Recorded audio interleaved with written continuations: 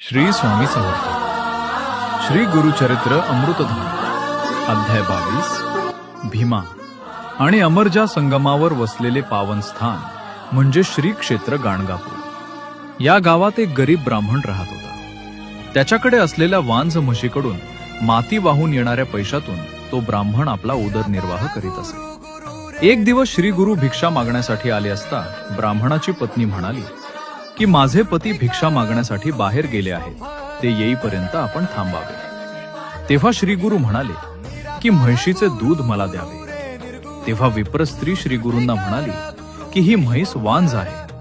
हे ऐकल्यावर श्री गुरूंनी विप्र स्त्रीला म्हशीचं दूध काढण्याचा आदेश केला व त्याच क्षणी वांझ म्हशीने 2 पात्र भरून दूध दिले। त्या दुधाची भिक्षा श्री गुरूंना अर्पण केल्यानंतर तुझ्या घरी अखंड लक्ष्मी नांदेल असा आशीर्वाद देऊन परत संगमावर निघून गेले। तो ब्राह्मण घरी आला व घडलेला चमत्कार पाहून श्री गुरु हे ईश्वरी अवतार आहेत अशी त्याची खात्री पटली।